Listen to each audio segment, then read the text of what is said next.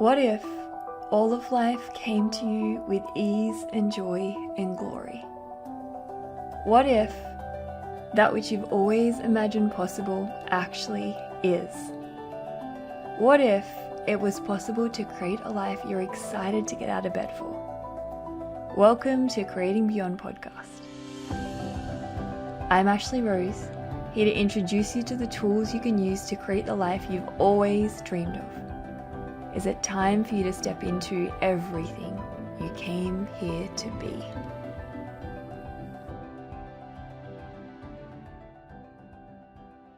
Awesome. So welcome everybody to another episode of Creating Beyond podcast. I'm so thrilled and excited today to have the amazing Chris Hughes with me, who has been an incredible inspiration in my life.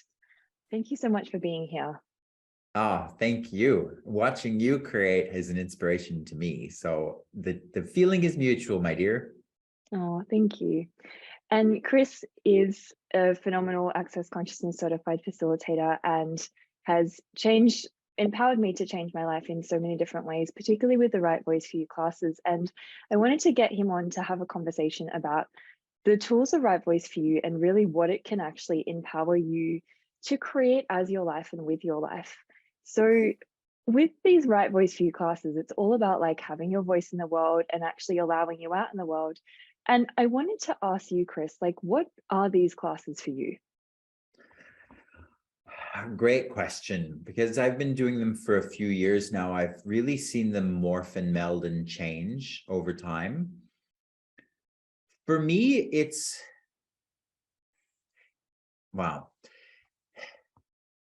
There's so much. It's an intensive, yeah, it's like whichever, whether it's an introductory class or a 3-day class or whatever, it's an intensive on getting you out into the world and letting people see who you really are, not a version of you think they're going to like.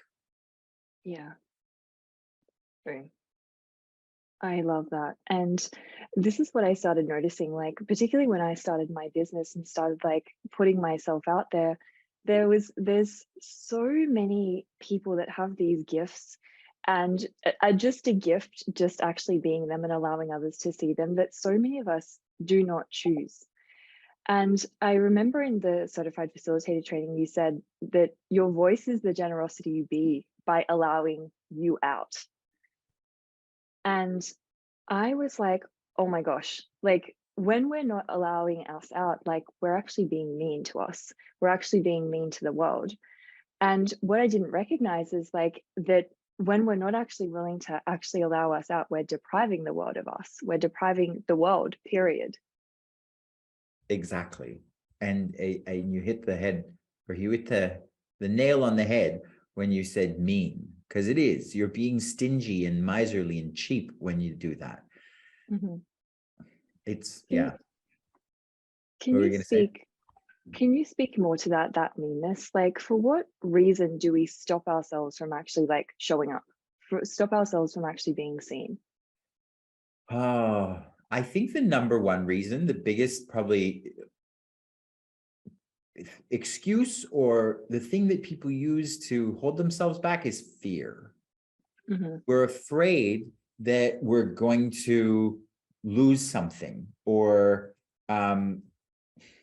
with people's different opinions of us. Sorry, I'm mucking around my screen and I'm losing it. We think that if we step out there and people see us and they don't like us, or they judge us, or they come to a conclusion about who we are, that we're going to lose something. We're going to lose respect. We're going to lose friends. We're going to lose whatever. So we never grab the ball and get in the game to begin with. Yeah. Half the time. Yeah. So it's usually fear that stops most people from actually choosing to create something. So what is that, like the losing part? Like, what is it we're so unwilling to lose that actually keeps us from showing up, from actually like not being stingy and not being mean? I wish I knew. Like, it's so funny to me that we do this, that we stop ourselves, that we get that we get shy and we get nervous and we get worried and we get afraid. But all of those things that I've just listed, none of them are actually real. Like they might seem very real in your head. You know, like I've got a friend who jokes, fear is real when it comes to spiders, but all other fear is imagined. But when it comes to spiders, that fear is real and valid. Yeah. We just get lost and stuck in our head. And so we stop creating. You know, we're not willing to make a mess and get in trouble and make mistakes and be imperfect and actually go out and give it a shot. Like I remember when I was in university, I studied singing, and a lot of my examinations were performance-based. So you had to go and either sing for one or two professors, or you would sing for a whole audience of people. And sometimes they were awesome. Sometimes you did a great job, or I did. And sometimes you're like, yeah, not my best performance. I forgot the words. I did this and this and this, but whatever. And I remember walking off stage once and I had screwed up royally. Like I'd really done a bad job. And my professor looked at me with a big smile on his face and he said, well, anything worth doing is worth doing badly. And I was like, yeah, I guess. Did I gain something from going out there and doing it anyway? Yeah. Did I die? No. Okay. What was I afraid of? Yeah. I I love that. And I recently spoke at the Mind Body Spirit Festival, and there was a Mind Body Spirit Festival in Brisbane in April, and this was just before the Right Voice Hughes certified facilitator training, and I was shitting myself. I was like, can I speak in front of people? And then when I found out that it was in the middle of the festival and there was people walking past, and I was like, can we just get a room where there can be a closed door so I can count the number of people and determine like who's going to hear me and who's not going to hear me? And that went really well. Like that was really fun. And I did it again like a few weeks ago. And I got up on stage and there was a whole room full of nobody. There was like nobody there. There was people walking past and all these stalls like around that stall holders were sitting and like watching me. And I so wanted to just like walk away. I so wanted to go, oh well, nobody's listening. I don't want to do this anyway. And I just kind of stopped and I was like, what would the world be like if I was actually willing to have my voice? And so I started talking and I made horrendous jokes about the Queen dying and all this stuff. And somewhere started speaking about like, ask and you shall receive. And there ended up being like about 5 or 6 people that actually ended up sitting down over the course of 45 minutes. But that experience, like that choice, gave me more of me than I've ever been willing to have before, that I've ever been willing to receive before. And I really started getting like how much having your voice is actually like the willingness to receive, but not so much receive judgment as opposed to also receiving you. Yeah, totally. And that was just so cool to really start getting like, well, I didn't die. And it was that energy of like, oh, I thought I was going to die when I started this and I didn't die. And now I have more of me. And am I willing to have even more of me through actually showing up and being seen? And I guess like what you've empowered me with more than anything is like really getting that this whole idea of having a voice is actually like lacking yourself enough to know that you are a gift and that your energy and the contribution you be actually is of value. Yeah, it enriches the world around you. Whereas that's I think the other thing, the other fear a lot of people have is they'll be taking up space, or they will be imposing, or they will be taking an opportunity away from somebody else if they're the one who is, you know, standing out and being heard, which that's not really true either.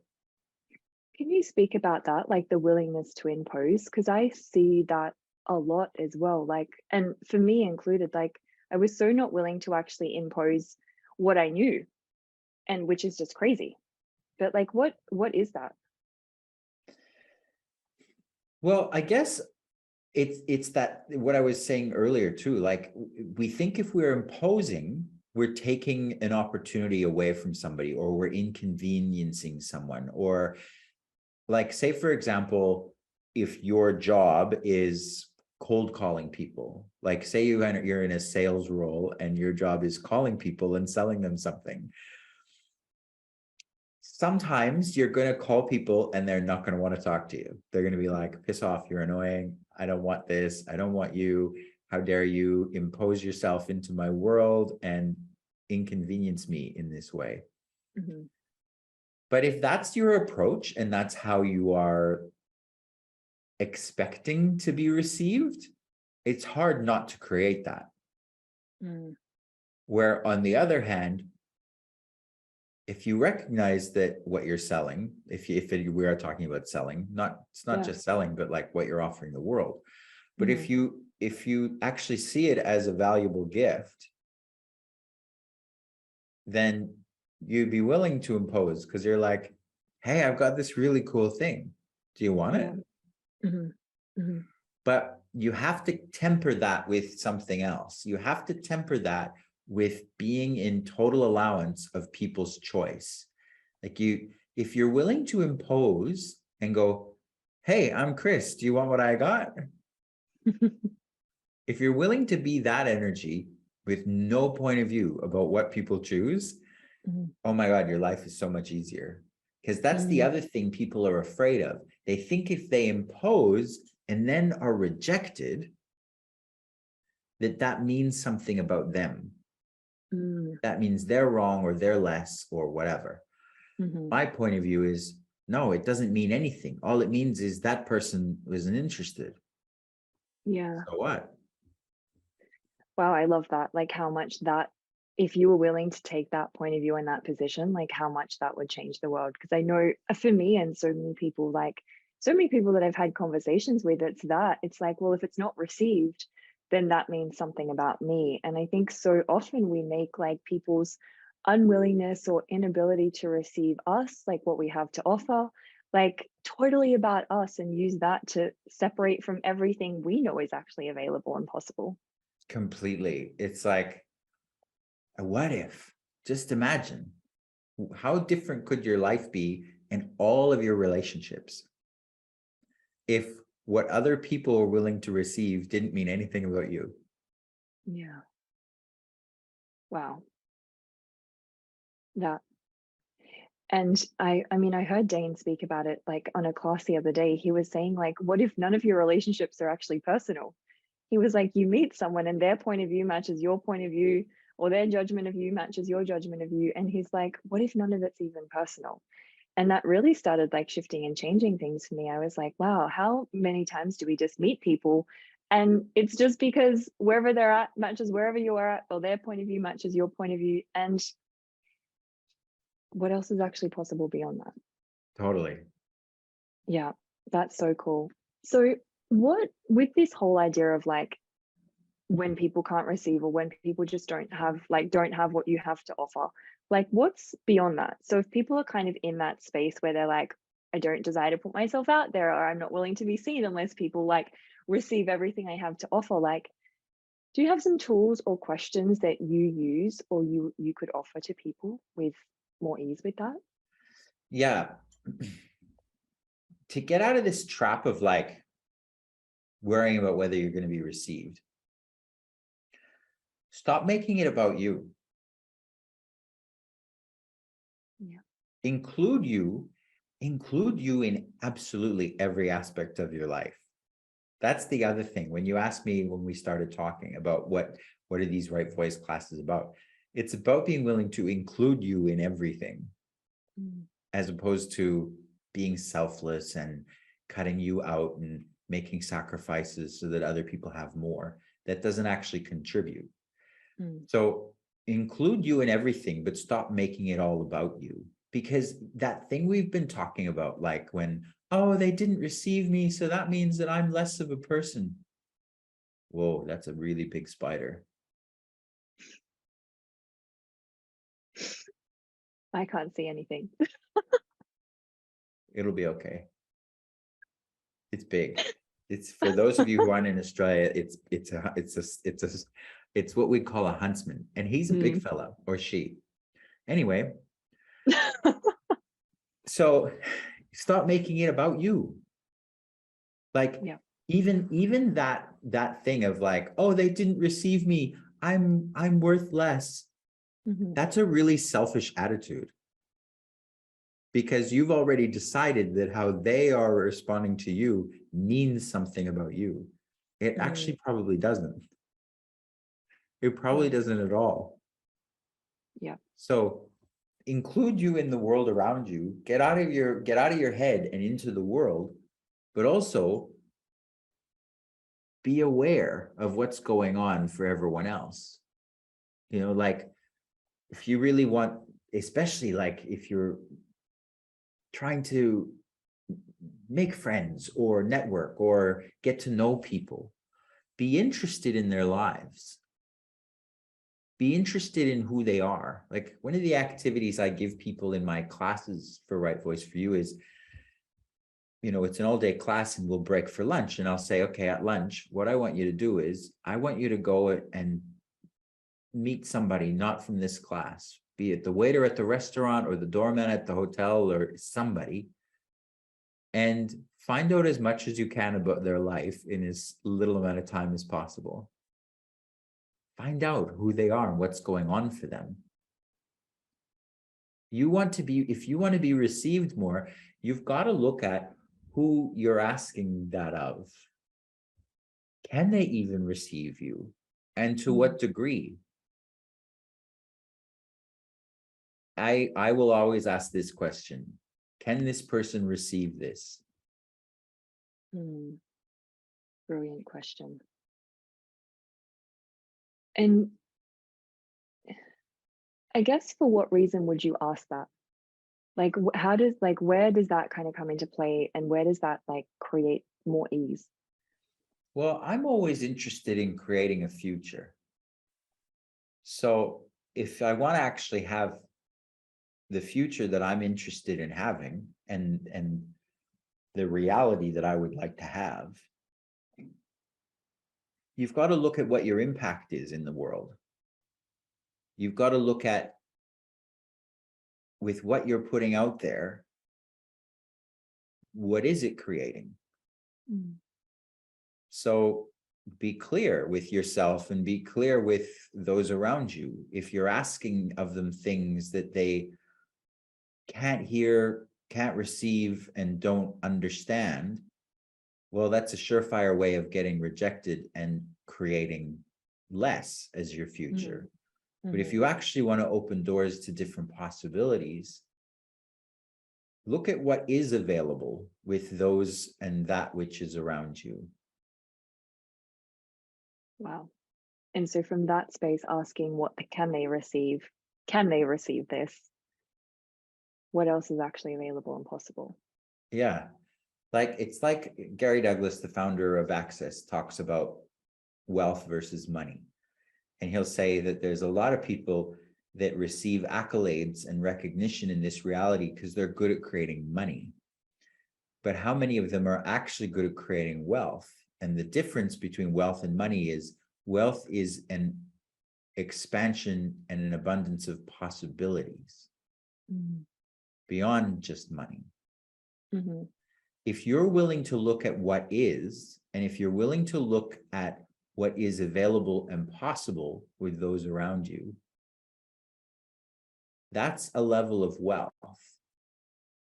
If you're fixed on the result, like, say, let's take an example of sales. Like, you're trying to sell something.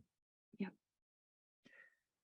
For most people, when they're selling, the only result that's a positive result is if they succeed and close the sale. That's it. But that's just the money. What other possibility can you create?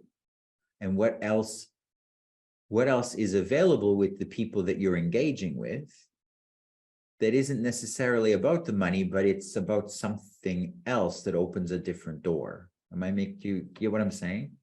Totally. I mean, I love that. And I remember when I first started my Access Bars business, and I heard Gary Douglas, who's the founder of these brilliant tools, say, you've got to engage with people. Like engagement is actually what creates.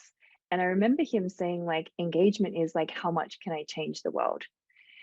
And that created so much like space in my world for even like my willingness to actually put myself out there more. Cause I was always someone, and I mean, I'm still, it's an kind of an ongoing journey of like really getting the gift of me and really being like, you know, what I have to offer does have value. Like I am a gift, no matter what I'm saying. And I guess like there's so many of us, like, you know, are on that journey of like, no, I am a gift. And so I remember like him saying like, what if engagement is how much can I change the world? It takes away like all that stickiness and heaviness about like the gift of you is within the sales, within the results you create, within the numbers, within something you can measure that's outside of you. And I started looking at like, what if like I started measuring like how much I can change the world by inviting people to possibility? And Mm. so if we're talking about sales and having your voice with that, it was every time I post, every time I create a class, every time I facilitate a class, every time I engage with people, and really that space of like, how much can I change the world with this? And then from that space of generosity, from that space of like being willing to allow me out and speak to what I uniquely know, that's when the money shows up without you even having to think about it. Yeah, money just turns up. It's like, Exactly. And that's the thing. It's like, I think so many people can make having their voice about the money. Oh, well, if the money's not showing up, this equals this about me. So therefore I'm less than, you know, whatever that is. But and really, it obviously didn't work, yeah, is the conclusion that you come to. yeah, yeah, exactly. So I really love that. So thank you for that brilliant conversation. It's like really the willingness to actually like invite people to what you uniquely know. And I think for me, it was, and I know we had this conversation in the Right Voice for You class I did with you in Sydney before the certified facilitator training. You were speaking to like so often we don't actually, and for me, it was so often I didn't believe what I had to offer had value unless it was validated by others. So I was like, okay, what I uniquely know doesn't have value unless someone has actually validated or acknowledged that, yes, that is right or that is correct. And like I was started noticing like where that actually stops me from having my voice and actually speaking to what I uniquely know that no one else is speaking about. Well, so what's fascinating about that is, I mean, one of the things that Gary Douglas has said for eons is the if two or more people agree to something, you create a reality together. And so you Mm, have like all these little realities with people based on what you agree on as in terms of a point of view. mhm, But if no one can see, hear, or perceive what it is you're talking about, does that reality exist? And are mm, you willing to have your reality, even if no one can hear what you're talking about? mhm. I love that. And I guess that's just a willingness to have what you know is possible beyond anyone agreeing, aligning, or having what you know. Yeah, How does it get any better? yeah. Cool. And being willing to pursue that, even if the spider's really big. Being willing to pursue that even if no one else comes along for the ride. Yeah. Hmm. And so that's right voice for you. That's Yeah. your willingness to have what you know is possible and available in the world and invite others to that. Willing to be the faint voice in the wilderness. Wow. The whisper that only a few can hear and maybe not many, and it may take them a while. Hmm. But if what you're truly talking about and the reality and future you really want to have is one of change and one of inclusion and one of communion and no separation, those that can hear it will be worth waiting for. And if no one ever Hmm. does, so be it. At least you have you. Yeah. I love that. And you know, that's that has been definitely part of my journey of like, I know this is available. And sometimes I just want to shake everybody and be like, this is actually possible. And then I'm like, that's not a kindness either. That can also be a meanness. So I love what you said about, can they receive this? What can they receive? And what can I speak to that would invite them to a greater possibility? And I guess that's like in everything. That's with business, that's in relationships, that's with like all relationships, like partners, friends, family. And that may look differently for everyone that you speak to as well, because everyone is willing to receive something different. Mm. So thank you so much for being here with me and for your time and for speaking to what you uniquely know about this, because I know these classes were one of the first ones that I attended. And I was like, I have to do this. This is just a yes. And then I remember in Sydney when you were like, well, I'm doing a facilitator training in a few weeks' time. It was just a yes. And I was like, I was thinking of all the reasons and excuses and justifications as to why I couldn't. And I was like, fuck it. I'm just going to do it. And I really started like since then. And thank you for that invitation. Like since then, I've just been like, fuck it. I'm just going to do it. I'm just going to go to Europe again. I'm just going to move to Europe. I'm just going to do this. And oh my gosh, what an adventure life can actually be if you're willing to just to be that, to just go, yes, fuck it. Like I get to choose and I get to create whatever I actually desire to create. And nobody comes with me, so be it. So thank you for being that inspiration and gift in the world. Thank you. I'm very grateful. And I'm so grateful for your willingness to just go, it's in 2 weeks in Italy. Okay, let's go.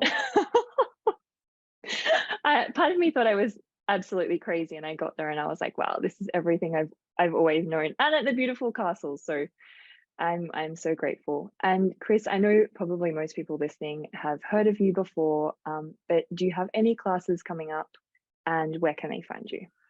I always have lots of classes coming up. Depending on when this podcast airs, I've got something next week that's about jewelry, just an hour-long clarity night. And then I've got another class coming up about being normal called Desperately Seeking Normal. And then I have a Business Done Different class. That's all this month here in October, but I've always got lots of stuff. If you want to find out more, I have a website called mrchristopherhughes.com, mrchristopherhughes.com. So come and have a look. Amazing. And I'll pop the links in the show notes below as well. And Right Voice for You classes, do you have any of those coming up? I do in India and Saudi Arabia. Those are probably the last two of 2022. The year. Get on those, guys. They are amazing. And I have one coming up in Noosa, Australia as well. I think I'm the only other facilitator in Australia other than Chris. So I was like, come on, guys, who wants to facilitate these classes with me and play? And you're heading out to Europe and I'm leaving soon too. So you're leaving, you're moving. No. I'll just be, I am traveling a lot more now that I can. Yeah, amazing. I will see you in London for the Relationship Done Different Certified Facilitator training. How does it get better? Thank you, Chris. Thank you so much, Ashley. Bye. Bye. Thank you so much for taking the time to listen into this episode and my show.